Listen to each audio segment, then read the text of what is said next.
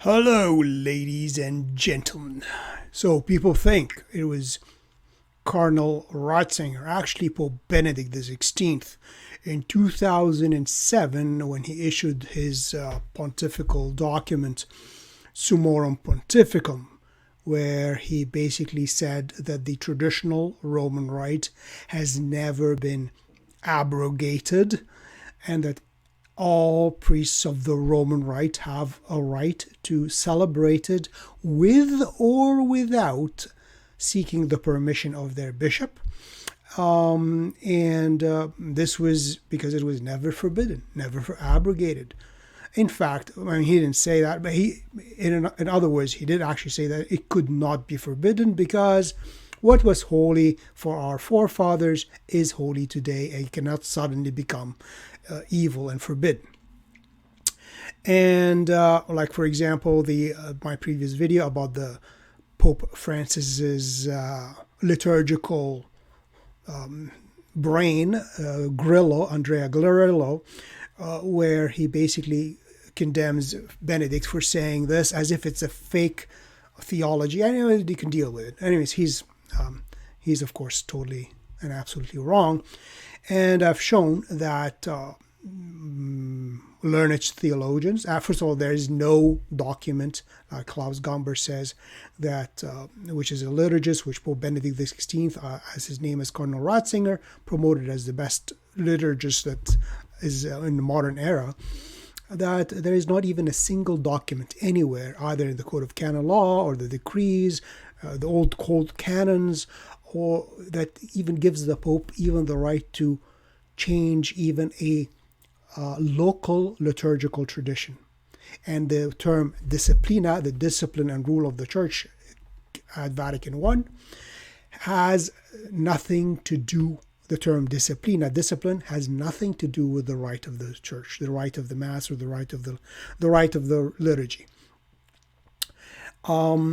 And various theologians said that a pope, if he himself personally didn't want to celebrate the liturgy, the received and approved rites, or worse even, if he decides to change them to new ones, he could become a schismatic. So this interview, so Benedict XVI did not come up with this idea that the Latin Mass, the traditional Roman Rite, has never been abrogated in 2007. No, in 2003, here with Raymond Arroyo on EWTN, on the world over with Raymond Arroyo, there's an interview in 2003, so 2 years before he became Pope, stating explicitly that the traditional Roman Rite has never been forbidden. Has never been forbidden. So basically priests can celebrate it, but he wanted it to be with the agreement of the bishops so there would be no kind of conflict. And he actually repeats in that interview in 2003, not in 2007 or 2008, that again he says what was holy in the past is holy today. It cannot be not holy. So this is I'm glad I found it online, so I'm going to be commenting slightly on the relevant portions of this video. And this echo basically repeats what in 1989, from the back in the day Fatima Crusader, there was a report here, traditional Mass never suppressed, which of course Cardinal Ratzinger here in 2003 says it's never been forbidden. And in 2007, he says it's never been abrogated. So, and there was a commission of cardinals, and they named them Cardinal Casseroli, Cardinal Gantin, cardinals in the back in the day, Cardinal, what else did they have? Anyways, they asked him if basically the results of their survey was the commission of cardinals. No, the traditional Mass was never abrogated, never forbidden. So, this is, and you have to remember, here, of course, Raymond Arroyo is going to tell you that this is the 21st or 22nd years of Cardinal Ratzinger as head of the Congregation for the Doctrine of the Faith under Pope John Paul II. So he's the number 2 man in all of Rome. So when he says something like this is the understanding as well of Pope Saint John Paul II. Because remember, John Paul II actually made 2 previous liberalizations of the traditional liturgy. One, I think, in 1984, and then after the consecrations of bishops by Marcel Lefebvre in 1988, he issued Ecclesia Dei et Flicta, which is a document which gave wider use to the traditional rite. But this is all, again, and Cardinal Ratzinger was there with him. So Cardinal Ratzinger, basically, he's the advisor of John Paul II in almost everything. So he knew. He declares openly to the world in 2003, no, the old liturgy was never forbidden. Let's listen a bit here. Encore presentation of my exclusive interview with Cardinal Joseph Ratzinger, now Benedict XVI, at his rooms in the Holy Office in 2003. 2003. First of all, Your Eminence, thank you for having us here, and it's a great honor to be with you. In your book, God and the World, you talk about a crisis of faith, and you, more than anyone, should know the state of this church. You get reports every day. Where does this crisis of faith stand now? Are things improving? So he talks about the crisis. So I'm going to not just focus on the liturgy, but that's the point of this video. So for Francis or, a lot of so-called Catholic reporters saying, the old Mass was forbidden from Paul VI. It was forbidden. You're not allowed to say it. As if any pope could banish an apostolical rite and replace it with a new one. No, he cannot, because that would be a schismatic act. A schismatic act. And it is the Pope who would become in schism, not the people who follow the old rite who would be in schism. So I'm going to actually there's a few points about the crisis of faith, the Mass, the new evangelization, new springtime. So we're going to go through a few of the more important points of the video. But this whole thing is not going to be too long today. Improving. Yes, it's improving in a certain sense. Also, other situations generally, I think the situation of the Western world is an increasing of relativism. Mm-hmm. The idea all is equal and we do not know. So he mentions in 2003 that the problem with the Western world is increasing relativism. And actually, when he became Pope, he decried the dictatorship of relativism. And now we are living in the dictatorship of relativism. Everything is allowed, everything is good, we're open to everybody, to everything, to every theology, to every orientation, to every direction, to every type of liturgical novelty, except the received and approved rites, except the faith once for all delivered to the saints, except the old discipline and faith. Nothing of clear about God, and so all the faces are equal and so on. Mm-hmm. This is a general impression in the world of today, and is also a temptation for all the Christians. Mm-hmm. But I think from the other hand, in many people is also a real desire to have concrete contact with Christ, with the presence of our Lord.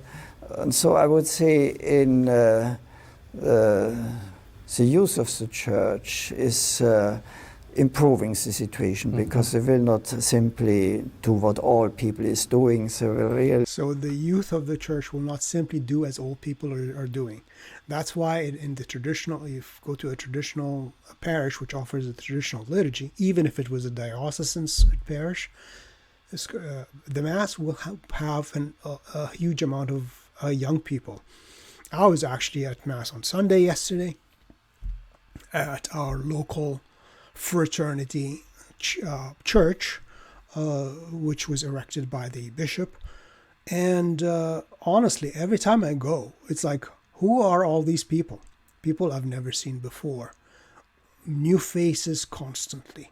And it was actually hard finding. And they have 4 masses every Sunday. And it was hard to find a seat to sit down. And it's not a small parish. And tons of new faces. Back, 10 years ago, 15 years ago, oh yeah, these are the same people, the same crowd, the same families. They're all the same. But nowadays, there's so many new ones and a lot of very, not very, but, younger people. Be in contact with the Lord and sharing the faith of the Church. So I would say generally the situation of Western world is not improving about the faith, but in the Church and the use of the Church, we can see that it's a new beginning. Signs of hope there that are being... Signs of, so not in the Western world, there is no apparent return to the faith, but among the youth there is some. And when this increase in faith, the increase of adherence to the faith once received, to the returning to the liturgy, which was received and approved, quoting Trent, quoting the Creed of Trent and the Creed of Vatican I, what happened when they expanded? New monasteries, new religious orders, new churches, new parishes. Our most merciful Holy Father, Francis, came down with a sledgehammer, with a sword, chopping off the heads of the youth. Why? Because he doesn't want them to go to the traditional liturgy, which has strengthened their faith, which passes on the same faith, the preconciliar, as they like to say, which is the eternal, the perennial Catholic faith, to the youth. And in my previous video about Grillo and his interview, he talks, what do you want us to have seminaries full of these militarized young men, like priests from the 17th century? So he would rather actually not have, he would rather have, not militarized, but more girly men become priests. That's what he would like. He want girly men. Remember, Saturday Night Live. He's a girly man. He wants a girly priests.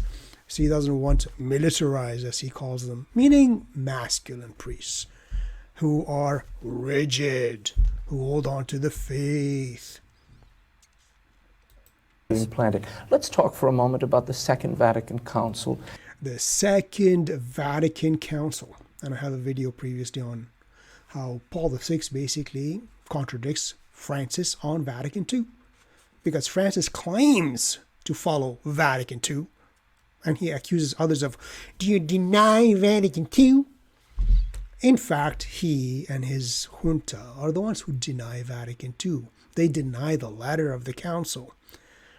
They deny the written documents. And they adhere to the spirit, whatever that spirit might lead to, because you're listening to the spirits. But the thing is, with Cardinal Ratzinger, later Benedict XVI, he was one of the main experts at the council. He was an advisor to various bishops' conferences, probably the German and the Dutch. But he was one of the main movers and shakers, one of the more liberal, modern periti. He was and later on, he kind of grew in more conservatism, you might want to say. So when he talks about Vatican II, and when he talks about the liturgy, and how when he wrote his introduction to the book by Klaus Gambert on the reform of the Roman liturgy, he says, the reform, the liturgical reform, is completely not what Vatican II intended. And he was at Vatican II. Francis was not. Jorge Bergoglio was not at Vatican II. Ratzinger, Benedict XVI, was. And particularly the implementation of the council. You've written so much about this and talked so much about this. For people of my generation, I suppose the thing that most stands out from the faith of our fathers and grandfathers is the liturgy, the Mass. You can see the break. Raymond Arroyo just tells them. It was obvious for everybody. A secular person who knows nothing about the church. Oh yeah, the Catholics used to pray in Latin, and the priest like kind of faced away from the people, and they knelt a lot and had these Gregorian chants and stuff. And now the priest is facing the congregation, and they're all speaking in English and with modern music. This is the stark image to people who are superficial. Even many Catholics, again, are superficial in this regard. Now, if you don't know and you're a Catholic, you must understand this, your English Mass or your French Mass liturgy is not a simple, direct translation of the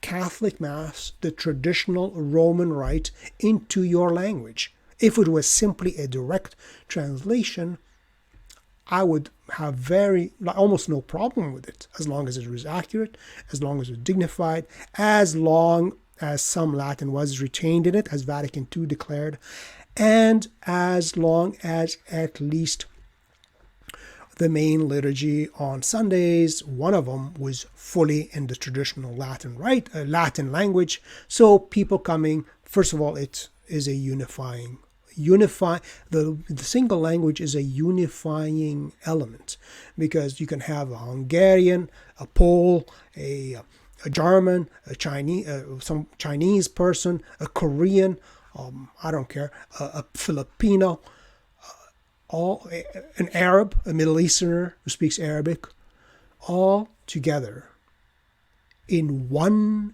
single liturgy, united together as the people of God, in the one sacrifice at the one altar. And we can all, like on Pentecost, all the Jews coming from Arabia, from Libya, from Greece, they all heard the apostles in their own languages. And they all understood what the apostles were saying. The same thing, we all understand what the Mass is being prayed. What are the prayers? What is the readings? Because in our missals, hand missals, or on our handheld devices, we have the Latin language and the translation in our own language. So we fully and completely understand everything of the liturgy, and we can fully participate in it by responding, by chanting the various prayers, by chanting the Creed, the Gloria, the Kyrie eleison, the whatever, the Sanctus, and responding to the priest with your spirit, et cum spiritu tuo, whatever. So we can all, no matter who you are from, you can't speak English, but you're German. You can't speak English, but you have your German Latin missal. At least we are all together. Now we don't have to separate into groups, dividing. This is Babel. Babel is a division of languages, causing a separation amongst the people. It was a curse. Having a unity of language is a reverser of Babel. It's like Pentecost. Everybody understood what was being said. So as I said, the traditional rite is not your Mass that you go to is not the same Mass as your fathers or grandfathers attended, or grandmothers. Look it up online or grab a little missal, and you will be shocked by the differences. So it was a completely different rite, and Paul VI, as I quoted previously last video, he called it a new rite, a liturgical novelty, an annoyance. That's what Paul VI, the very creator of the new rite, himself said about his new liturgy. Yes. You have spoken about the reform of the reform, reforming the reform. So why do you want to reform the reform? You're reforming something which has been deformed. So Benedict tried to reform the reform, basically saying, because he actually talks about that the reform went awry. It was not what the council intended. How do you see that actuating? How do you see it concretely taking shape as we move forward? Generally, I would say it was not well implemented, the liturgical reform, because... So he's so polite. He's so German polite. It was not very well implemented, the liturgical reform. It was not very well implemented. No, it was a slaughter of the traditional rite. Because it was a general idea now liturgy is a in the introduction to Klaus Gamber, he actually says that it was a banal, on-the-spot fabrication. This is how he described the liturgical reform, which was not really implemented correctly. I'm going to just repeat this part here, and then I'm not going to let him speak. Let Pope Benedict, Ratzinger speak. You see it concretely taking shape as we move forward. Generally, I would say it was not well implemented, the liturgical reform, because it was a general idea. Now liturgy is a thing of the community. So he talks about the heart of the form, because now the idea is the liturgy is about the community. It's about the community. It's the worship of God. That's the whole point of the liturgy. It's the worship of God. It's adoration and sacrifice. It is not about the community. Welcome to our Catholic community of Saint Agatha. And we are welcoming community of the Catholic Church, and we're going to join us into our Eucharistic celebration. And we have our presider here, Father Johnny, and Father Johnny, the presider, will be welcoming you to our Catholic community. It is representing himself, and so with the creativity of the priest or of the groups, they will create their own liturgies. Oh, let's create our own liturgy. Yeah, that's the Novus Ordo Missae. This is the single expression of the Roman Rite, as Francis of Argentina claims. Yeah, people create their own liturgies. That's fine and dandy. But if you want to keep the old rite to the liturgy of your fathers, as Paul VI, he said about the old Mass, he said, it brings the prayers and of our forefathers and our saints to our lips. This is how he described it, and he talks about his reform as a bewilderment. Himself, while he's destroying it, he's lamenting the destruction he's inflicting. More the presence of their own experiences and ideas. So yeah, they're changing the liturgy to about their own experiences and ideas.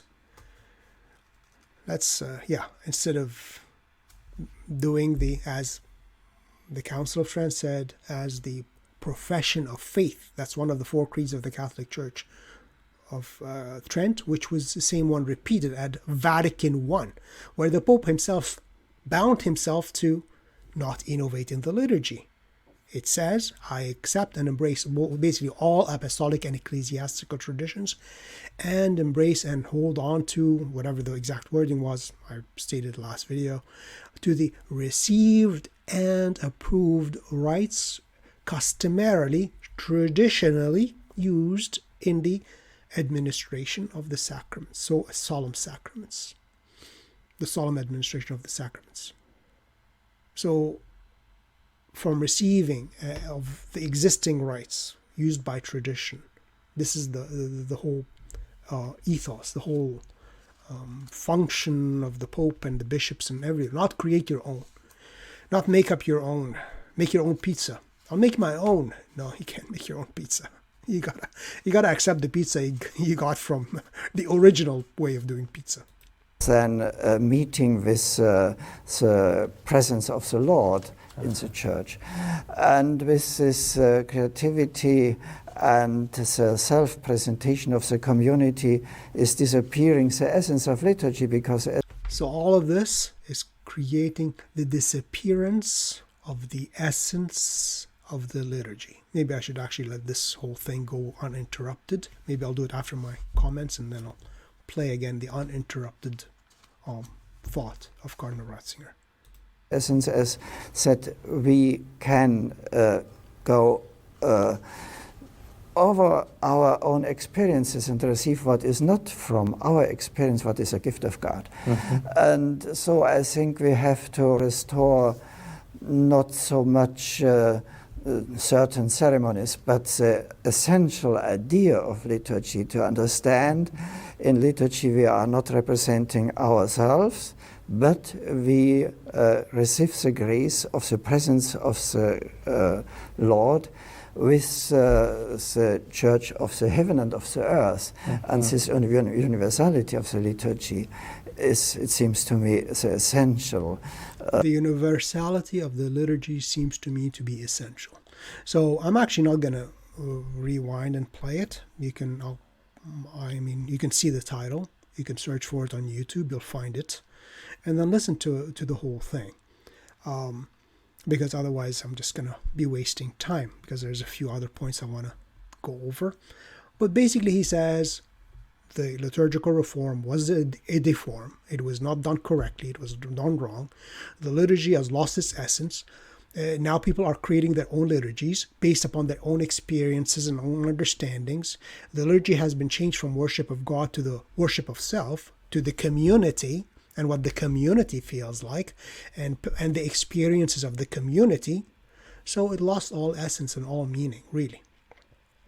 Which, and as the ancient saying says, even in the Catechism of the Catholic Church, the new one says, lex orandi, lex credendi. The way you pray reflects or affects what you believe. So if you alter all, like, these are massive changes Cardinal Ratzinger is talking about. Massive changes. So if you change the way you pray, your belief system will match how you're praying, how you're acting, how you're worshipping. If it's about community, about your own experiences, about your needs, about special groups, about let me infuse it with my own creativity and make up my own liturgy, then you are losing the faith. And that's exactly what happened in the last, Grillo there in the previous video, the dark liturgical mind of Pope Francis, the brains behind the destruction, himself says, in the last 50 years, this departure from the faith accelerated greatly, but he doesn't connect it with the what happened 50 years ago, 60 years ago. The liturgical reform, which destroyed the way people pray and altered the way people pray. And of course, by altering the way that people pray and experience worship of God, you destroy their faith. You alter their faith. And not that he was very orthodox. Actually, he was quite a heretic anyways. Definition of liturgy and restores this idea will also help to be more obedient to the norms, not as a juridical positivism, but really as sharing, participating what is given to us from the Lord in the Church. And that's what is given to us from the Lord in the Church. These are the words of the Council of Trent and the Creed of Trent and Vatican I. We embrace and approve and accept and hold on to and pass on the received and approved rites traditionally, customarily used in the administration of these solemn administration of the sacraments. This is the Catholic faith because that's part of the Creed, one of the articles of the Creed. And this is basically what Cardinal Ratzinger here is echoing. And that's actually why he says what has been holy in the past is still holy. It cannot not be holy. Let's continue. And he says, you'll see, he says, the old liturgy was never forbidden. Sense of sacrifice and worship that you've talked about so eloquently. How do you see that being restored concretely? Will we see a return to the ad orientem posture, facing the priest facing away from the people during the canon? A return to the Latin? Okay, now he says, Raymond Arroyo is asking, how do we return to this sense of sacrifice, sense of worship? Basically, he's suggesting all the stuff which was removed, facing the east. So the priest and the people are facing the same direction together, which is the east, the liturgical east. Or actually, when you build a church, it should be built at the altar. When you're facing the altar, you're facing the directional east. And this is actually not a novelty or an innovation. This is the universal custom of the entire church. The Ethiopic Orthodox, the Coptic Orthodox, the Armenian Orthodox, the Russians, the Greeks, the Malankara, the Chaldeans, the Nestorians, everybody, every ancient church, the priests and the people face in the same direction. They all face the east. They all face the rising sun. They all face the altar together with the priest as it's at the head. So it's not together. They're facing God. They're worshiping God. It's not priest facing the people over a table sharing a meal. This is a priest offering sacrifice with the people heading towards heaven. And why is it the east? Scripture tells us, first, Eden is in the east, paradise. Second of all, when Christ ascended into heaven, he ascended in the clouds to the east, as it says, to the east. And then the angel tells the apostles, as you saw him going up into heaven, so you will see him coming from heaven like lightning from the east. So we as Christians are awaiting the return of Christ, the return of the Son of Man, the judge of the living, of the dead, from the east. So when we're worshiping, we're facing heaven, we're facing paradise, we're facing Eden, we're facing the direction Christ ascended to, we're facing the direction Christ will come from, the east. So that is the point of the east. And he asks about Latin too. Well, let's listen. More Latin in the Mass? Versus Orientem, I would say, could be a help, because it's really a tradition from the apostolic time, and is not only a norm, but is expression also of the cosmical dimension and of the historical dimension of the liturgy. We are celebrating with the cosmos, with the world. We are in the direction of the future of the world, of our history, represented in the sun and in the cosmical realities. I think today, with the new discovering of our relation with the created world, can be understood also from the people better than perhaps 20 years ago, and also is a common direction. Priest and people are in common oriented to the Lord. So I think so the priest and the people are commonly oriented towards the Lord. And when the great Cardinal Robert Sarah just suggested, when he was still head of the Congregation for Divine Worship under Francis, under Jorge, he just suggested, well, you know what, maybe at the canon, or actually he just, I think that's either just at the canon of the Mass or even the whole Mass, he said it would be a good idea he encouraged priests to actually face the East as an apostolic custom comes to us from the apostles. And it would be ecumenical, since all the Orthodox and Oriental Orthodox face the East together, the priest and the people. So it would be actually a restoration of tradition and a restoration from the apostolic practice. And what did Francis do? He lambasted Cardinal Robert Sarah, and he said, he basically contradicted. Like Robert Sarah said that, I say no.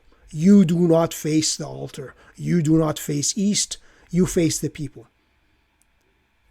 You can see between, say, Cardinal Ratzinger, Robert Sarah, Benedict XVI, attempting to restore what has been lost, attempting to become more faithful to the apostolic practice.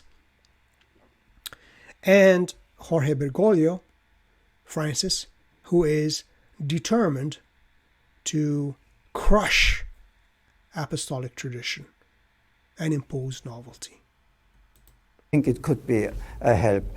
always external gestures are not simply a remedy in itself, but Right. could be help, because it's a very classical interpretation of what is the direction of the liturgy. Generally, I think it was good to translate the liturgy in the spoken languages. So he says, generally, he thinks it was a good idea to translate the liturgy into spoken languages. And then he would say, but Latin elements must be included. But that's not the point of the liturgical reform. If, as I said at the beginning, if the same liturgy, full Roman Rite, the full, complete ancient liturgy, whether for the Mass or the confirmation or for baptism or for ordination or whatever, or marriage or whatever it is, if it was simply literally translated accurately to the spoken, but actually more of the high, like English, not like very low English, but more of a, say for in the English language, a more high classical English, or the French, there is the more formal French. Same thing but in the language of the people, in the language of the country, say.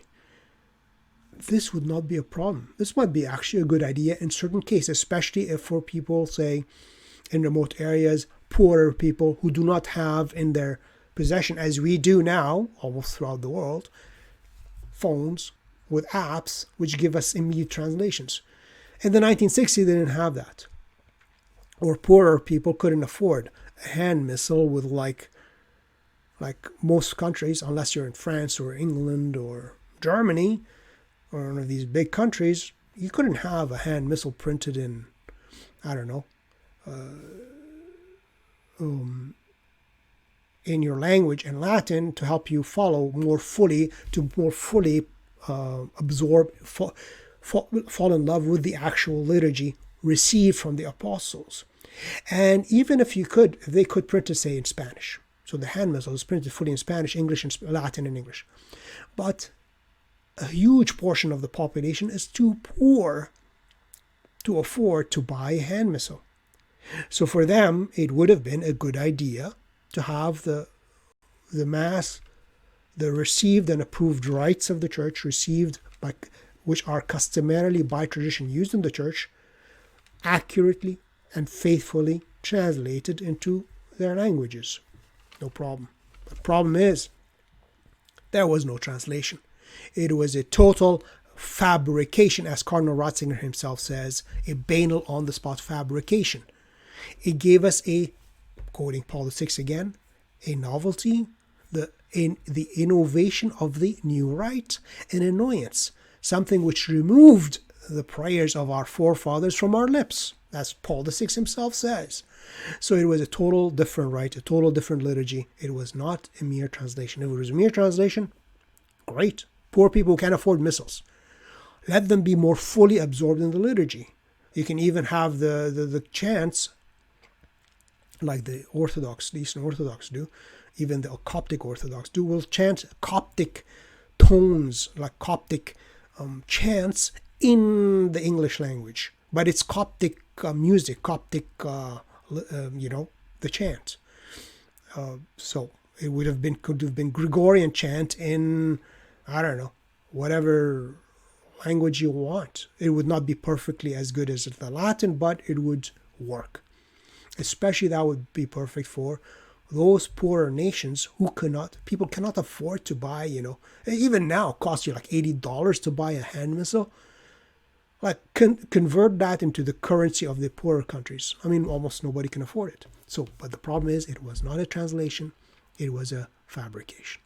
Because we will understand, we will participate also with our thinking. And so, but a stronger presence of some elements of Latin would be helpful to give the universal dimension, to give the possibilities that in all the parts of the world we can see I am in the same church. So generally... So Latin is necessary for people to say, yeah, I am still in the same church. I don't just go like I was in Austria actually like a month ago, and it was Sunday. So I found a fraternity church over there. I don't think they own it. I think they're allowed to use it. And I fully participated in the liturgy. I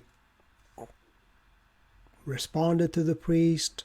I chanted with the choir the various prayers, the song, the Creed, and the Gloria, and the Sanctus, and the Agnus Dei, and so I read the readings, the Gospel and the Epistle on my phone app, live mass, I think .net or whatever it is. Anyways, so I followed it. So I fully and completely participated. The only thing I did not understand was the sermon of the priest. That was it. But otherwise, the same church. And I walked into a Hungarian mass. I went to Hungary too. And I just wanted to see the church, not really attend the mass, but I just walked in. Mass was being celebrated. Again, completely foreign, because it's a totally foreign language, and I didn't even know where the priest was. Anyways. Popular language is a good solution, but some presence of Latin could be helpful to have more experience of universality. I know you are working on those new liturgical, this new liturgical piece of legislation that the Pope previewed in his encyclical on the Eucharist.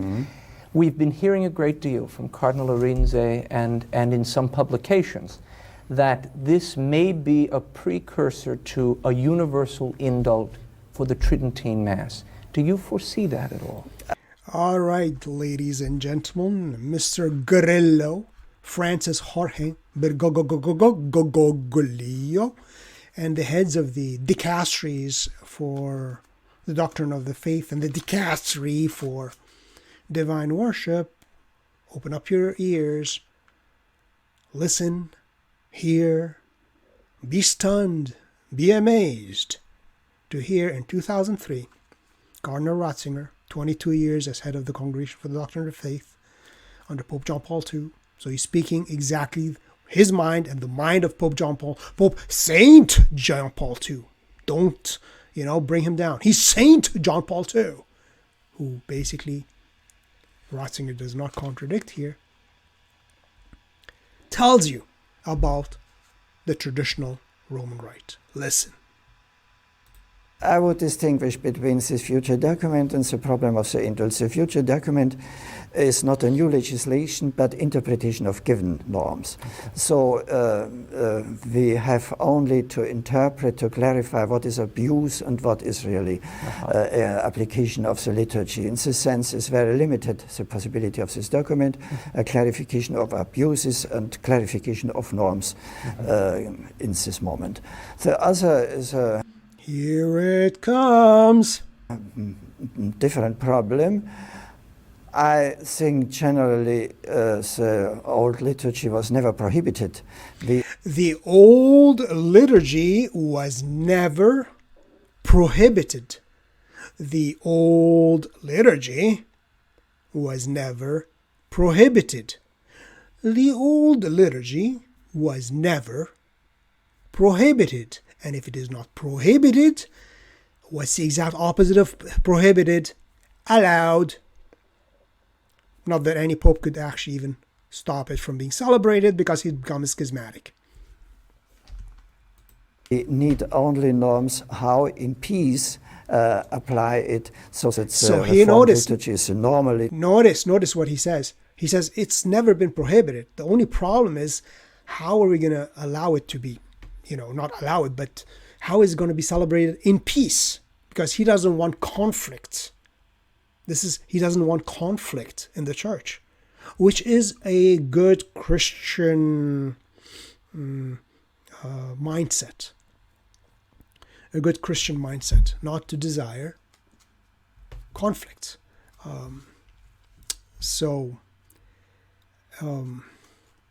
And actually here in 2003, if I am not mistaken, because I watched it yesterday, He will create this, because he wants things to be in peace. He will create this distinction of ordinary form and extraordinary form, which he more concretely brought out in 2007 in his liberalization, or basically declaring what he just declared in 2003, that the old liturgy was never abrogated, never forbidden. And but we're going to call it the extraordinary form, we'll call the other one the ordinary form. That was in 2003, before he was even Pope. He was Ratzinger, Cardinal, head of the Congregation for the Doctrine of Faith for 22 years. I'm going to just repeat this part because I don't want to interrupt him again. Here we go. Uses and clarification of norms in this moment. The other is a different problem. I think generally the old liturgy was never prohibited. We need only norms how in peace apply it, so that the Reformed liturgy is the normal liturgy of the community of the Church, but the also is always a valid liturgy of the Church. So the deformed liturgy would become the normative liturgy of the Church, the ordinary form, which he invented. And he invented these terms just so he can have peace, liturgical peace. And let people, Catholics, go to whichever liturgy they wish, in peace. But certain authorities in the Vatican saw that people are just going too much to the old liturgy. So let's end the peace and restart the war. And these are the pacifists who decry war, who decry division and rigidity, who talks about diversity and openness. But in fact, they're exactly the opposite of what they say. I'm going to just repeat this part again. But notice, he talks about never been forbidden. Never. The old liturgy was never forbidden. So basically anybody can celebrate it, but we want to find a way of how to do it in peace. So this Reformed liturgy, we're going to, keep it as the normal one. Anyways, I'm going to repeat it again. It's important.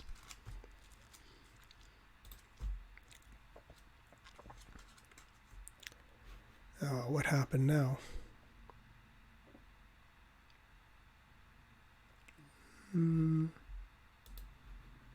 I think generally the old liturgy was never prohibited. We need only norms how in peace apply it, so that the Reformed liturgy is the normal liturgy of the community of the Church. Ordinary. But the also is always a valid liturgy of the Church, can be used, but in obedience to the bishops and to the Holy Father. Mm-hmm. And that's a great challenge. I know in some parts of the Church and in other parts of the Church, they've embraced the Pope's call for a more frequent practice. I think it's important to be open to this possibility and to demonstrate so also the continuity of the Church. We are today not another Church as 500 years ago. Is always the same. Notice the importance Cardinal Ratzinger places. This is his hermeneutics of continuity.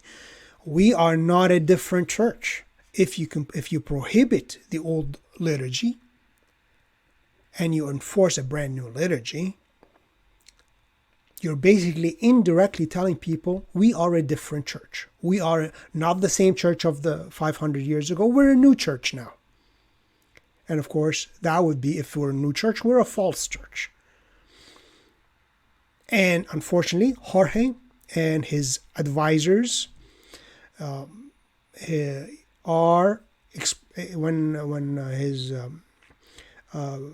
toilet paper of a document, Traditionis Custodes, came out, they all online, and I did it on a couple of videos, openly speak that the need to suppress the old rite was because it taught a different ecclesiology, a different faith than the post-conciliar ecclesiology. So basically they're saying, well, we're a different Church now. We're not a pre-conciliar Church. We're a different Church. We have a different liturgy. We have a different doctrine. That, of course, you would say, well, then obviously I have to reject the Reformed liturgy because it doesn't teach the once for all received doctrine of the Church. I'm going to just repeat this section again slightly.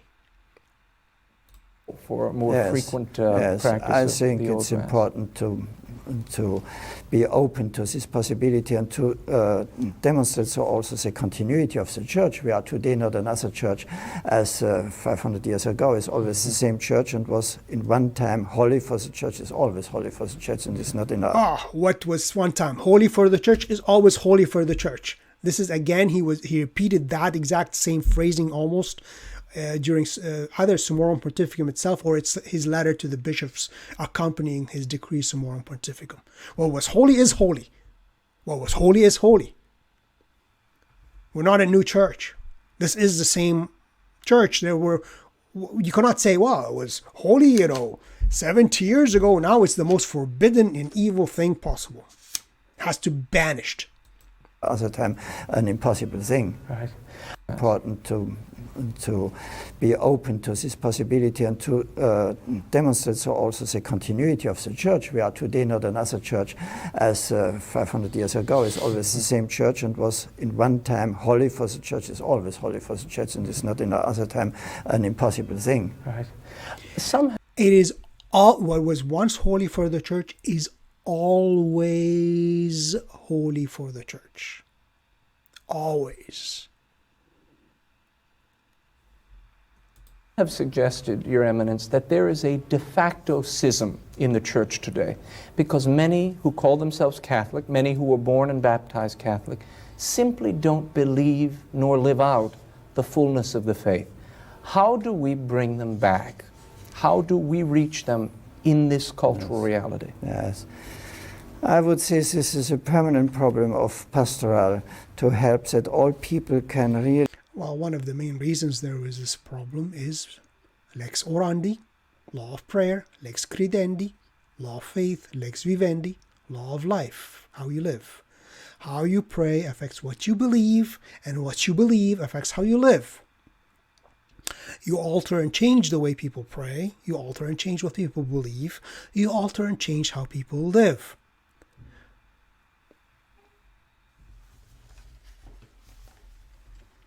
So, the liturgical deform, actually Paul VI himself in his addresses, his two addresses regarding the new liturgy, he talks about the new liturgy being most painful for the most pious Catholics. So, to restore the faith, you must restore not just catechesis, theological, mental understanding of the faith. That's not enough. The mental understanding, like what is the saying, actions speak louder than words. Or a picture is worth 1,000 words or something like that. So again, the picture of the Mass or the actions, the prayers, what we're doing, how we're praying is way more effective than telling us, Jesus is truly present in the Eucharist. Actually, the bread is not bread, but actually Jesus Christ himself. But then again, you go to the presider priest and you stick out your hand and take God, supposedly God incarnate himself, your creator and maker, the one who holds the whole universe in his hands. You take him and stick him into your mouth and get rid of the extra God parts on the ground. And you tell people, and kids especially, this is God, this is Jesus Christ. They'll say, yeah, sure. Okay, that's Jesus Christ. So they might say, oh, that's you, but what do they mean by that? So you have destroyed their actions speak louder than words. How you pray is how you live. How you believe is how you live. You want to change that, you return to the quoting Trent, quoting Vatican I, the received and approved rites customarily, traditionally used in the Catholic Church. Really shares the faith of the Church authentically. And it was always a problem that the faith of many persons was deficient and insufficient today it is clear with all the relativism, and so its problem is stronger than in past times. And so the problem of catechization and evangelization is much more difficult as in different times. I think the first point is a good catechesis, that in the preparation to the faith, in the education to the faith, really the faith of the Church is in his authenticity present. And I think the Catechism of the Catholic Church is a great help to see universally what is really faith of the Church and what is not. Yeah, that's true. And actually, the Catechism of the Catholic Church, Francis altered certain parts, especially regarding the death penalty, capital punishment, where Francis said contradicted all of Scripture, contradicted Jesus Christ, who told Pontius Pilate that you, Pontius Pilate, were given that power to execute me from my Father in heaven. So it is a divine power given to the ruler. And all of Catholic history, Christianity, that, show mercy, have mercy, but as St. Paul says, the ruler has the sword to exact vengeance and punishment. But Francis, of course, because he knows better, changed the words of the Catechism that basically says, no. I don't know the exact change of words he said, but basically he said that is against the Gospels. It is not acceptable in any time, at any form. It is basically against the dignity of man, and it's immoral. It's a sin. It's against the Gospels. So basically, Francis knows them better than God himself, who in Genesis ordered this punishment upon all who spill the blood of man. But, so yeah, the Catechism is good, but, ignore any Francis changes. Not. And the new compendium we are preparing will be another help to make more accessible the Great Catechism in the practical work of catechization. That's the first point, education in the... Actually, the compendium, do I have it here? Here it is. That one. I did a full video on the compendium of the Catholic Church. Really, actually, surprisingly excellent. I was expecting it to be so wordy, and like the actual Catechism of the Catholic Church, the CCC, the new Catechism, is very wordy and goes on and on and on. But this one is kind of a question and answer. Why does ecclesial ministry also have a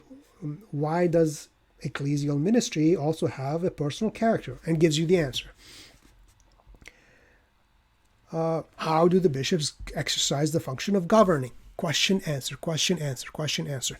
There was only a couple, the version I got included Francis's alteration on the death penalty in it.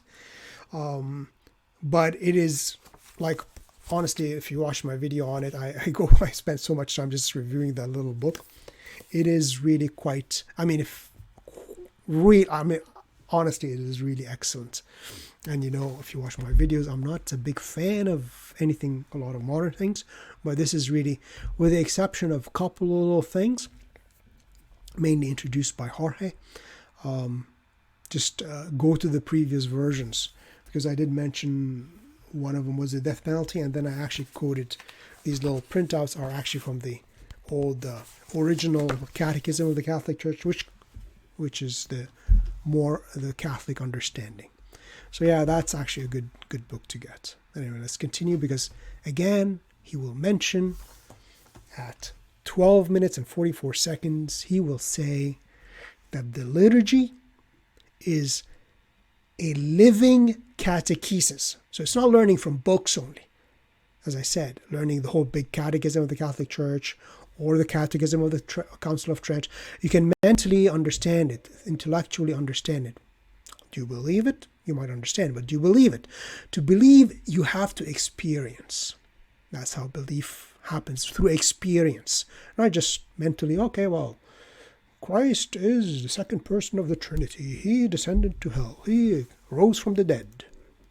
He is instituted the priesthood.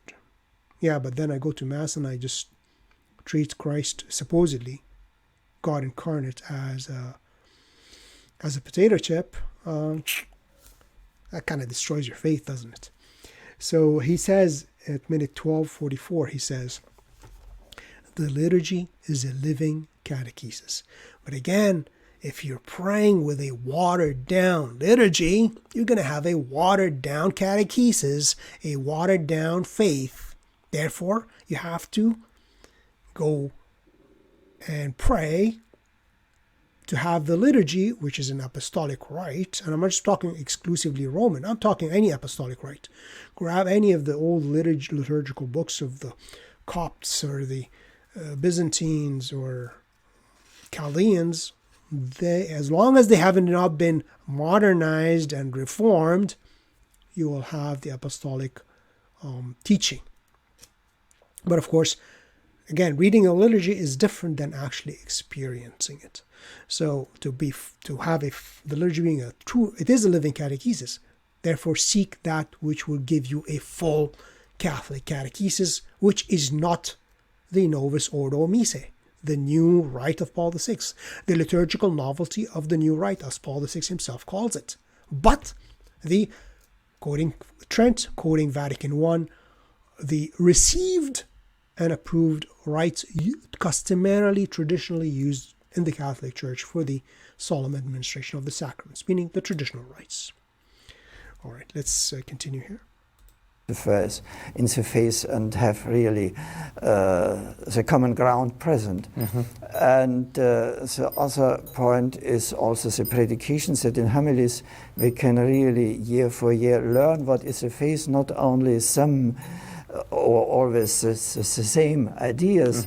I think it's a very real danger that in the homilies priests and also bishops could repeat essentially their preferred ideas and not present the completeness of the faith. So he talks about, not presenting, people presenting their own ideas, bishops presenting their own ideas, not the completeness of the faith. Like Cardinal Ratzinger, later Benedict XVI, says in, I can't remember which audience, he said, the Pope is not an absolute monarch whose will is law. Just because he wants it is law. No, he is bound by scripture, bound by tradition, bound by doctrine, bound by all kinds of things. He is not free. He is bound to Christ. He is bound to do God's will. He is bound to follow the truth, not his own ideas. I think a renewal also of the predication is very important. The liturgy is a living catechesis. I think so much is dependent from authentic liturgies, that in liturgy is not only, as I said, appearing the ideas, experience of this community, is a representation of the faith of the Church. Authentic liturgy. It's not the faith of the community, but the exact presentation of the Church. I'm going to just play that again. It's important here. Living catechesis. I think so much is dependent from authentic liturgies, that in liturgy is not only, as I said, appearing the ideas, experience of this community, is a representation of the faith of the Church. You can see the sacrifice of Christ is here, and the triune God is in contact with us, we with him, and so on. Liturgy is very important. And so deepen also the prayer in the Church. I think the way to learn God is pray. And the way to learn God is prayer. So if your prayer is watered down, then you'll get a watered down God. A school of prayers are very essential, I think, that in the concrete relation of prayer, we learn God and we learn the Church, and so it's important to have prayer books representing really the deepness of our faith. So I think even works of Christian charity are important to give concreteness to our faith, because faith is not only an idea, not only a theory, but a it's living also reality. a living reality. And that experience, you know, having that experience, I think, and you talked about the Mass, that truly is the contact, if you will, between God and man in such a powerful. As I said, it's, as he repeats it, it's the Mass, because that's what most liturgy we experience as lay Catholics is the point of contact between man and God. It's the experience, as I mentioned. So when you experience Mass, which is awesome in the literal word, full of awe and grandeur and worship and reverence and humility and all of these aspects of true worship, these are reflected upon you. When you experience Mass, well, that's guitar. Hello, our Catholic community, and we're joined with the presider, Father so-and-so. Good morning, Father. Good morning, kids. That's not worship. That's not worship. And then you treat God as a potato chip. That's not worship. You look at the stupidity. You kneel for the Lamb of God chant on Agnus Dei, and then you stand face to face when you are about to receive who is supposedly God incarnate, Jesus Christ. You don't even kneel to receive. You kneel at the song for or here's the Lamb of God. This is the Lamb of God who takes away the sins of the world. People kneel, but you go up and just grab him up a potato chip and put it in your mouth. How does that work with that? This is why this is a destroyer of faith, And we're not even talking about the watered down prayers and all the things which have been removed from the liturgy, making it watered down, removing a lot of things about damnation and judgment and the anger of God and the intercession of the saints, and a lot of things were removed and changed and altered and watered down. Anything offensive was removed. So. Way when they interact. Talk for a moment about the new springtime. The new springtime. I'm not going to dwell on this. I'm just going to let you have a little comment, and then I'm going to skip to Pope Benedict's. I put some notes here on my right, on my left. A role as prefect. But anyways, let's listen to this part. The Pope has talked a great deal about the new springtime, and you yourself have laid out your own ideas. Your vision is a little different from some. Some see the numbers growing and everybody believing and dancing hand in hand into the millennium. You see a different picture. Tell us what that picture involves. How do you see this springtime evolving? Yes, I do not exclude even this dancing hand in hand, but this is only one moment.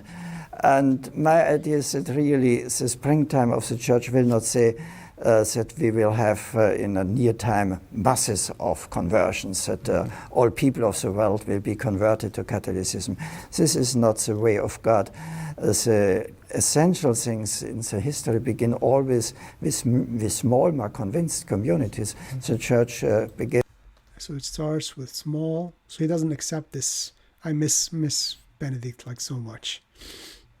Anyways, he abandoned us though. He abandoned us, and we're living through. Can you imagine 8-9 years of Benedict XVI? Can you imagine the traditional rite would have been totally entrenched, and so many more communities would have, religious orders would have been created exclusively or returned to the ancient liturgies. And the whole atmosphere would have been altered. And imagine 10 more years of Benedict. That would have been unstoppable. But he maybe was forced into abdicating the active exercise of the office, but not the office, since he remained dressed as Pope, being called Pope, wearing the papal white, keeping the papal name, living in the Vatican, dying as Pope, being buried as Pope. So what does that make Francis? The Pope Regent, maybe? Who had the governing powers? Anyways, that's not the topic of this video, but I do truly miss him. What was he talking about here? With the 12 apostles. He talks about more convinced communities. And this is actually, he will say, oh yeah, I support all these other new movements, which I probably don't agree with them. Like he talks about the charismatic movement, because Pope John Paul II did actually support them. But we know from his personal direction, he did support traditional movements. And he was always for years and years in conversation with Archbishop Marcel Lefebvre, trying to reach an agreement. But again, I don't blame him, because he probably had his hands tied in what he can offer, Archbishop Marcel Lefebvre. But anyways, that's another story. And he says, the renewal, the new springtime, isn't going to be big, massive people converting. Actually, it's been the exact opposite, a big departure from the faith, a great abandonment. What it will start with is small, convinced communities. Small, convinced communities. And right now, where are these small, convinced communities which are creating far above their numbers vocations to the priesthood and the religious life? Traditional Rite Catholic communities right now. That was, of course, in 2003. At that time, they started, the Fraternity of St. Peter and others, but not as, now it's like starting to boom. The more they clamp down on the traditional liturgy, the more it becomes attractive. And people say, why are they, even secularists say, why are they just the way you want to pray? Why are you banning them from praying the way they want to pray? Aren't you our liberal Pope? And even the Church of St. Paul, diffused in the Mediterranean, are little communities, but these communities had in itself the future of the world, because they had the truth. And so these communities had the future of the world because they had the truth. The truth. And he talks about bishops teaching not the truth, but their own ideas. So we have to have the truth. And where is this truth? It's found in the constant teaching of the Church, or in the catechisms of the Church. This is the truth. Of course, Scripture. And actually, I always say the liturgy, the traditional liturgies of all the churches, pass on the truth. Why? Because the traditional liturgies, as Paul VI himself says, bring back the prayers of our forefathers to our lips, which means they put on our lips the faith of our fathers, the truth, which was received from the apostles. The force of conviction. So I think also today it should be an error, would be an error to think now in 10 years with the new springtime, all people will be Catholics. This is not our future, not our expectation. But we will have really convinced communities with elan of the faith, no? And this is springtime. If new life in very convinced persons with the joy of the faith. But smaller numbers. Smaller numbers, I think, but from these small numbers we will have a radiation of joy in the world, and so also an attraction, as it was in the... Yeah, there's an attraction, and we see that in, for example, the Chartres pilgrimage in France, which had like almost 20,000 people this year going through the direction of the Paris to Chartres, and I think the Society of St. Pius X goes the opposite direction, Chartres to Paris, probably another 10,000. I mean, this is like all young people, and this is like the convinced communities and the joy of faith. The joy of faith. People, like, yeah, you go to the only ignorant or people who don't know, they think, oh, these people going to the traditional mass are all ranting and raving against the Pope. For the most part, we try to ignore anything and everything. We're there to attend Holy Mass, to receive Holy Communion, to meet other good Catholics, to, live a Catholic life, and that's it. But if you try to come against us, if you come against our rights, what do you expect? I don't like I've been going to the traditional liturgy, but like almost never hear anybody talking about, attacking Francis. I don't know what's in their hearts, but I mean, it's like if you assume he's actually a valid pope, you probably feel pretty bad. Why is he beating me up? What did I do? Why are you slapping me and slapping my kids? Why are you calling us names? Why are you just trying to stop us from worshiping God the way our forefathers, as Paul VI says, did? What did we do wrong? We're not disobeying the church. We're not breaking any laws of the church. We're keeping the fast. We're keeping our prayers. We're going to mass. We're teaching our kids to be good Catholics. We're even teaching our kids to reverence you, Holy Father. Why are you slapping us? Why are you doing this? I mean, I would think it's mostly a sense of hurt, not a sense of any other thing. It's like more of a sense of like, why are you just... Your predecessor says this is our right. This is our liturgy. We have a right to it, and we're not doing anything. We're just simply praying like our fathers did. We're worshiping God. We're believing the Catholic faith. Why are you slapping us? Why are you trying to banish us from our parishes and our churches? So it's a matter of probably sadness. Old Church, even when Constantine make public religion Christians are a small percentage of this time, but it was clear this is the future. So we can live in the future. This gives us the way in a different future. And so I would say, if we have young people really with the joy of the faith and with the radiation of this joy of the faith, this will show to the world, even if I cannot share it, even if I cannot convert it in this moment, here is the way to life for tomorrow. Do you see the various movements? Okay, so this is, I'm going to skip a bit because otherwise I'm going to go through the whole video. So in minute 1822, he talks about his role as head of the Congregation for the Doctrine of the Faith.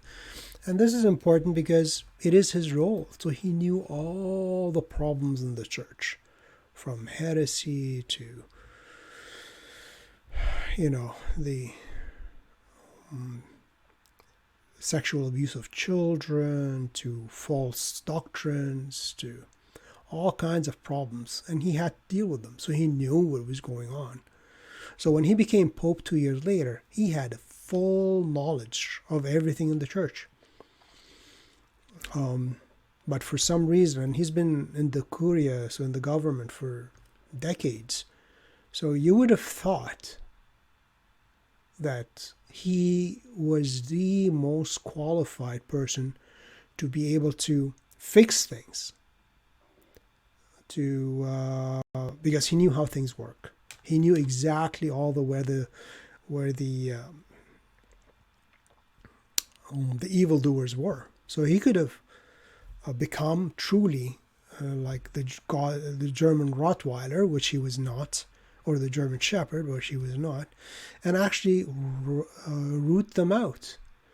But on the contrary, he was very conciliatory with his known enemies, like Cardinal Walter Casper and Cardinal Martini. He knew full well the evil of these men and the heresies of these men.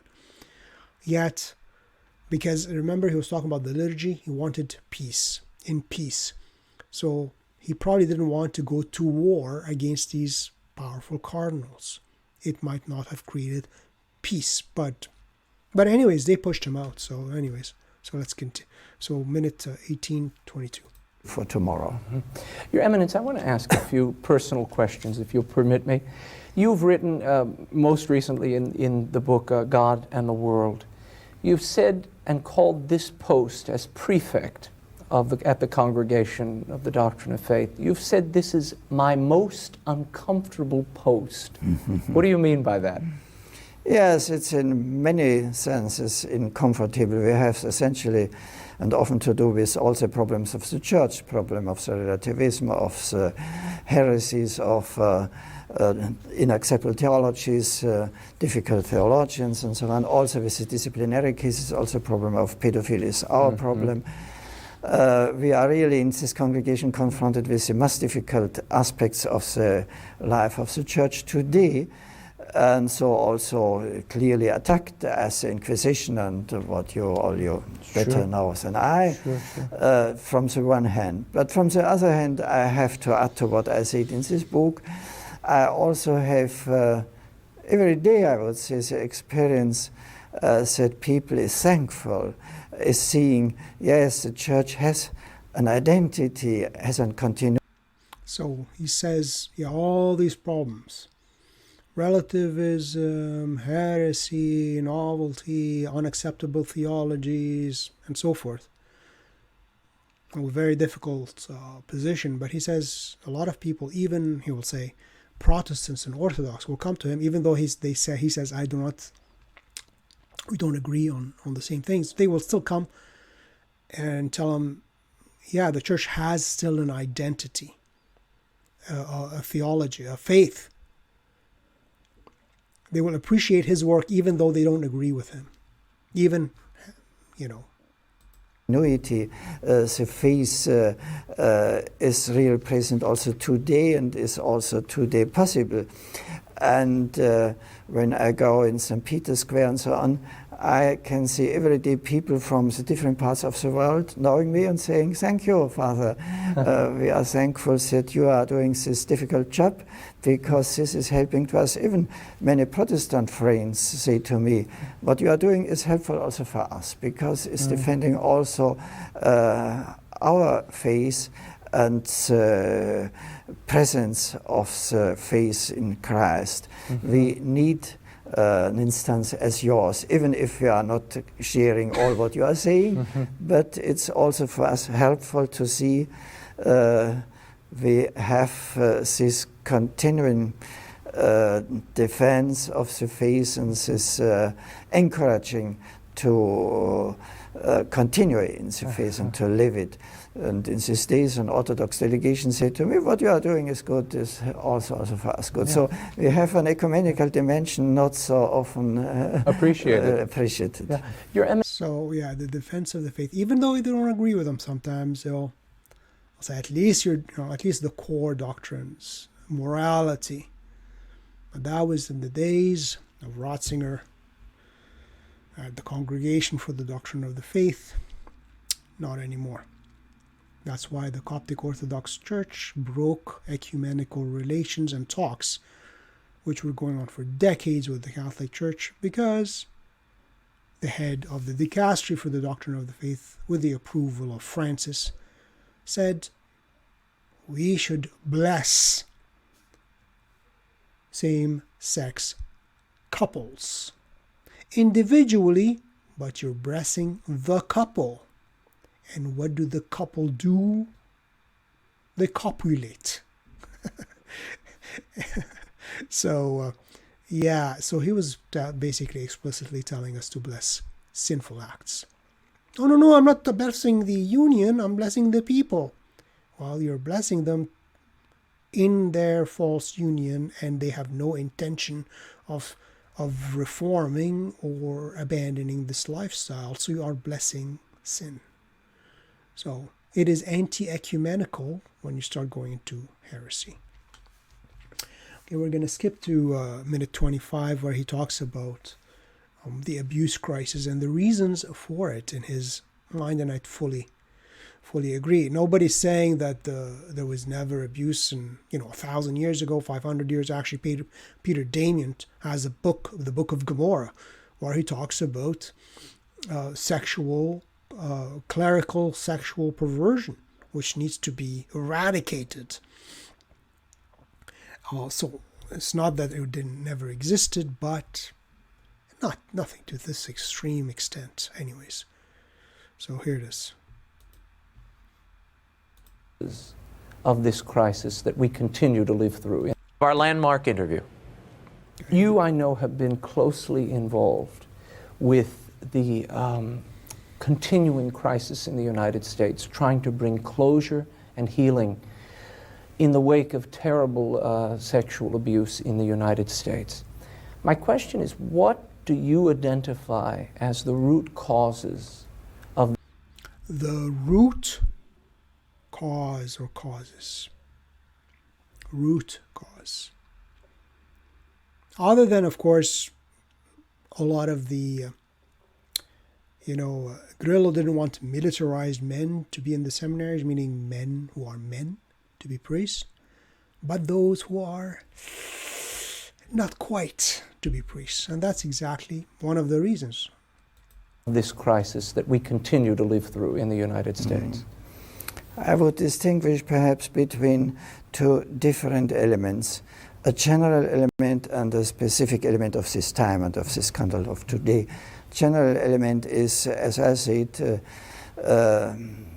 the weakness of human beings, even of priests, and that never we will have only saints, but always the temptations of human beings are present also for the priests. So always we have to accept that even in the communion of priests and bishops, we have to wait that these things can be happen.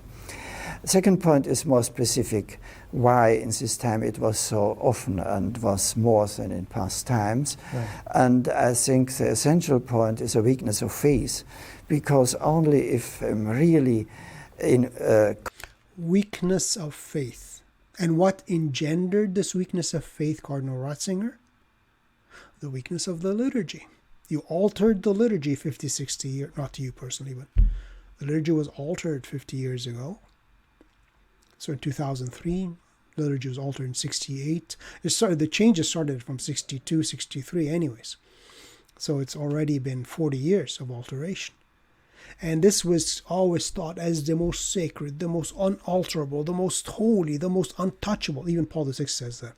Untouchable, unalterable, unchangeable permanent part of our faith. When you take that and just rip it to shreds and create a brand new liturgy, you have weakened the faith, not only of the people, but even of the priests. And actually Paul VI says again in his letters, which I quoted last time, is that even priests will find this very disturbing.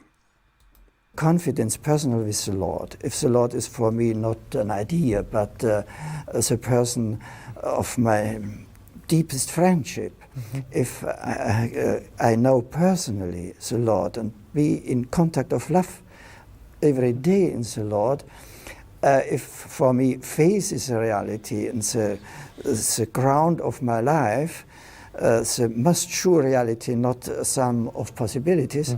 In this case, if I'm really convinced and really in contact of love with the Lord will help me in these temptations, and I can even win what seems impossible.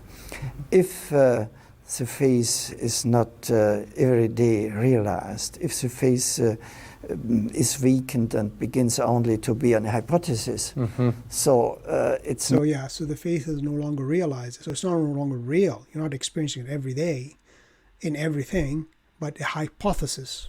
Oh yeah, I believe in God. Yeah, I believe in Jesus Christ. But it's not a full personal relationship, as Protestants would say, have with Jesus Christ and the Trinity and the saints. And this relationship happens through personal prayer, especially through the liturgy and receiving the sacraments, and through prayer.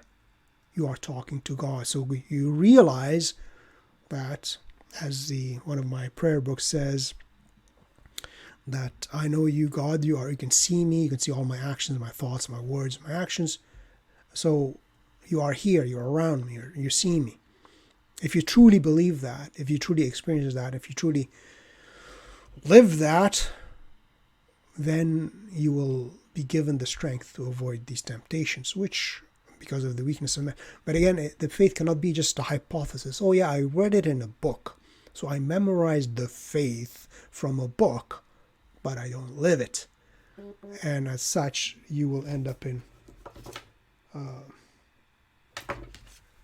you will sin. easily.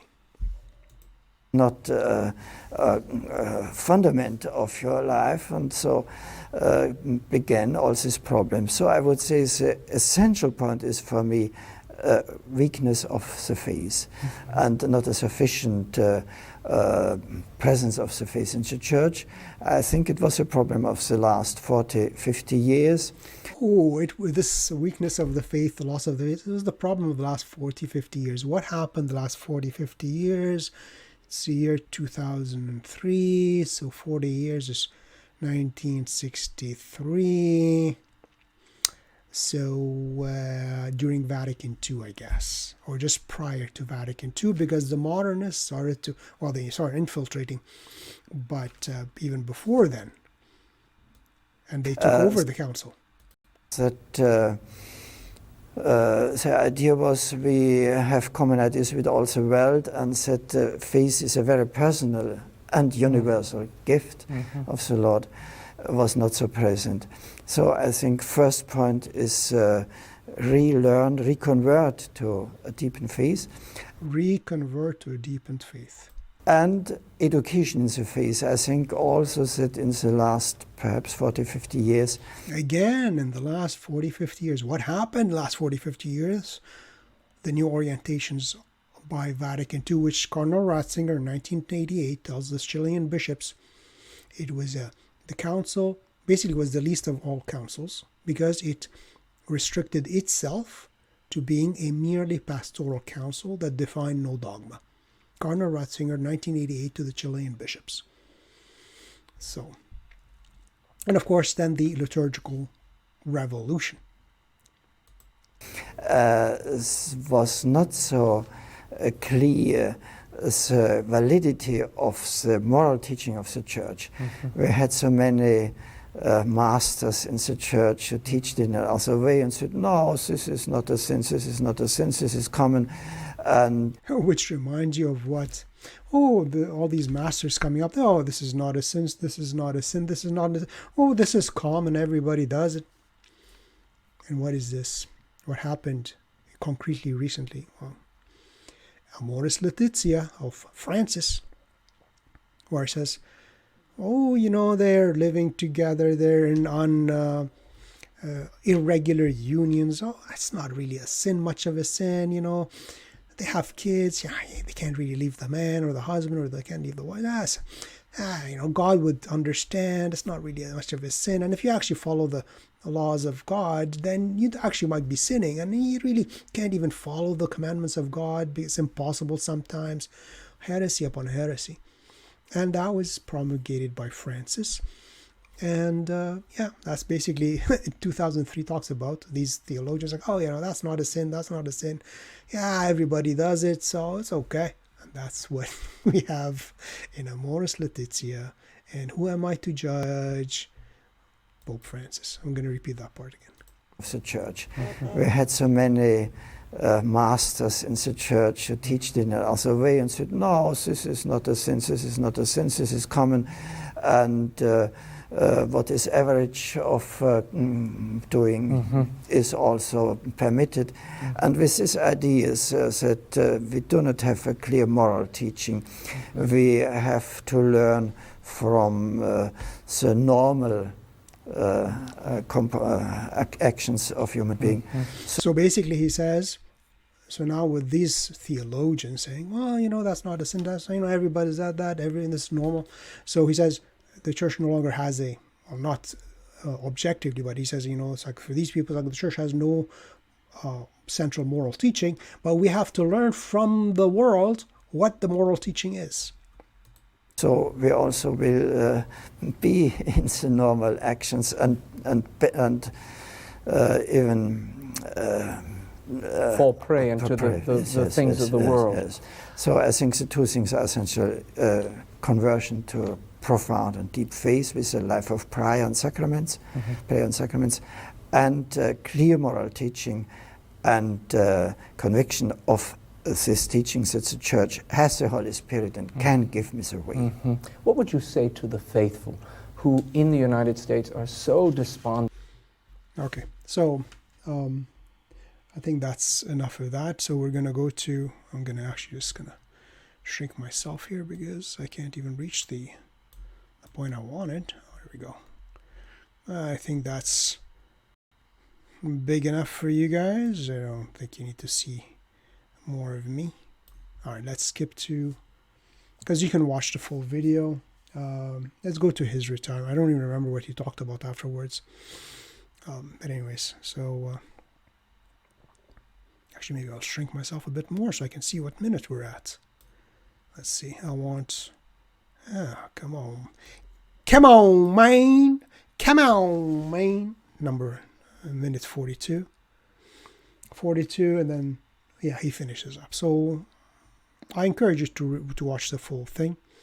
But I think I spent enough time on it. So minute 42. It's about his retirement. And he wanted to retire several times.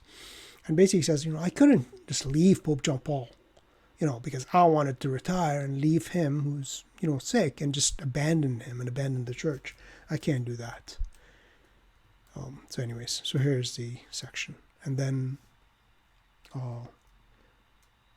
minute 43 talks about danger. I don't know what my point's saying, danger. So we'll see what he says.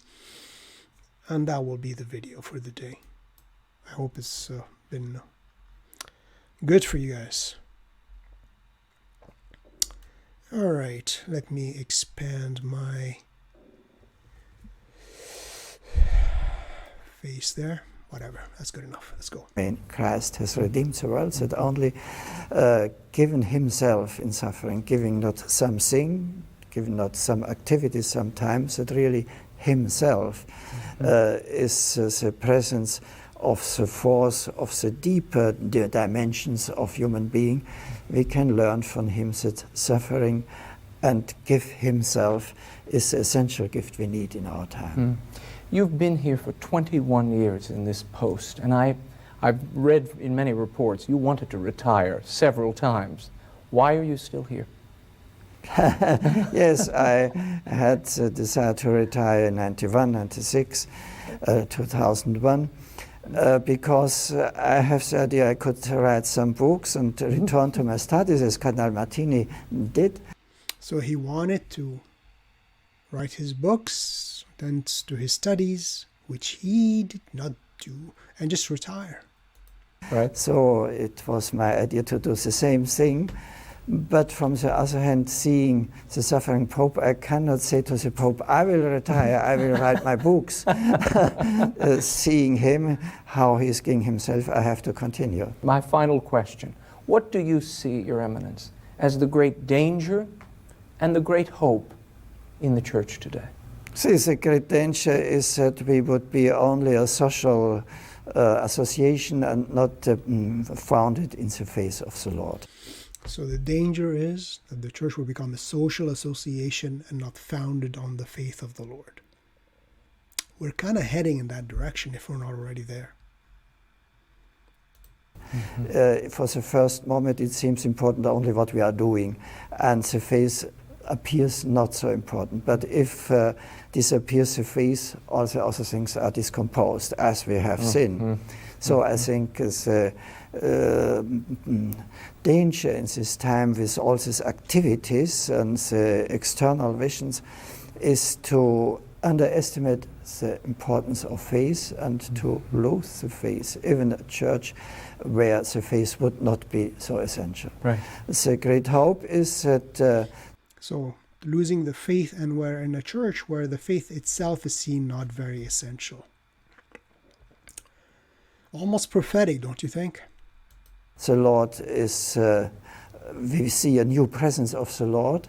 We can see that the sacramental presence of the Lord in Eucharist is an essential gift for us, and give us also the possibility to love the others and to work for the others. So I think the new presence of the Eucharistic Christ and the new love for Christ and Christ present in the Eucharist is the most encouraging element. But how are you going to love Christ in the Eucharist when you treat supposedly Christ in the Eucharist like a potato chip, like a tortilla? And you tell little children, this is your God, But don't kneel in front of him. You can take him in your hand and stick him in your mouth like you would do your treat when I give you a cookie. How is the Eucharistic Christ going to be loved and faith nourished? So number one thing is the forbidding of communion in the hand. This is a sacrilege. And it was never normative in the early church either. Look at the Ethiopic Orthodox, the Coptic Orthodox, the Armenian Orthodox, all the most ancient churches, the churches in India from St. Thomas. Nobody gives communion in the hand. Nobody ever did communion in the hand. Even St. Basil the Great says communion in the hand could be given only in cases of emergency, like in a case of some persecution. I mean, these are the very limited times, but never the normative. The normative, you're destroying the faith. And you're not going to get Eucharistic love when you treat God like a cookie. Element of our time. That is all the time we have. All right, and that is the great and surely really missed Cardinal Ratzinger, Pope Benedict XVI, who clearly and unequivocally declared that let me just play it just for the fun of it. Just before we close, minute 12:44. What did the great Cardinal Ratzinger say? 12:44. Let's play it a second earlier. Liturgy is a living catechesis. I think so much is dependent from authentic liturgies. And in liturgies, not only, as I said, appearing the ideas, the experience of this community is a representation of the faith of the Church. You can see the sacrifice of Christ is here, and the triune God is in contact with us, we with Him, and so on.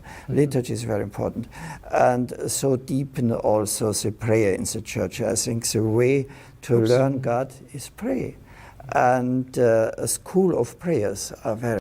Just that in the homilies, priests and also bishops could repeat. Christ is here, and where did it representing really the deepness of our faith.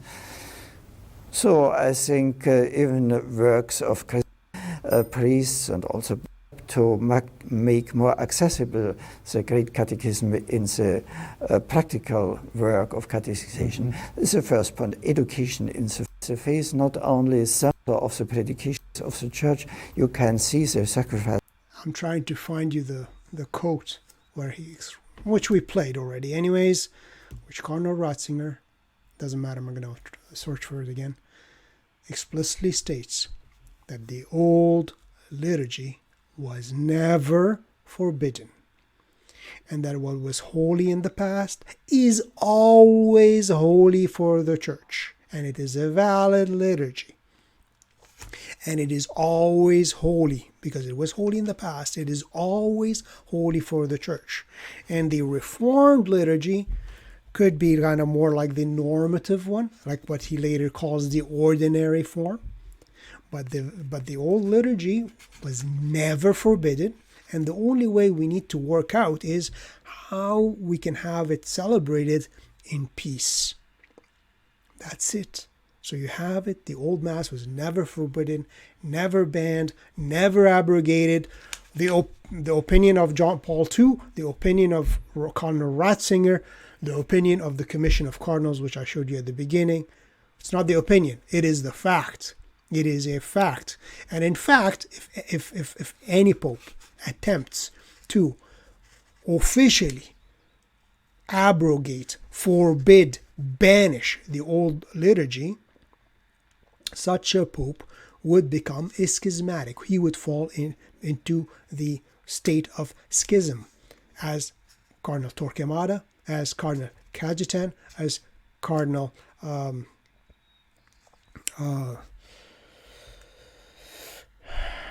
Torquemada, Cajetan, and another great cardinal anyways, which I quoted previous video. They all repeat the fact, which is the included in the Profession of Faith of the Council of Trent, in the Profession of Faith of Vatican I, in the Canon 7, I believe, or Canon 13 of Session 7 on the Sacraments, where it forbids explicitly that any pastor, whomsoever, it doesn't matter who it is, can just change the received and approved rites of the church into new ones.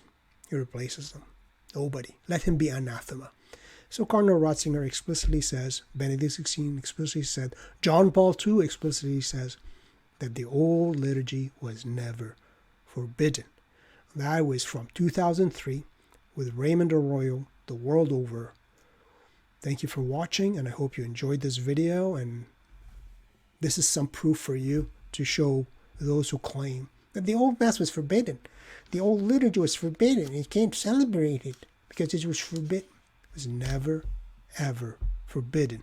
And in fact, cannot be forbidden because, as Cardinal Ratzinger says, what was holy in the past is always holy for the Church. That's it. That's all. Hopefully you enjoyed this video. Do subscribe, do comment, do give it the thumbs up, and I'll see you next time. Bye-bye.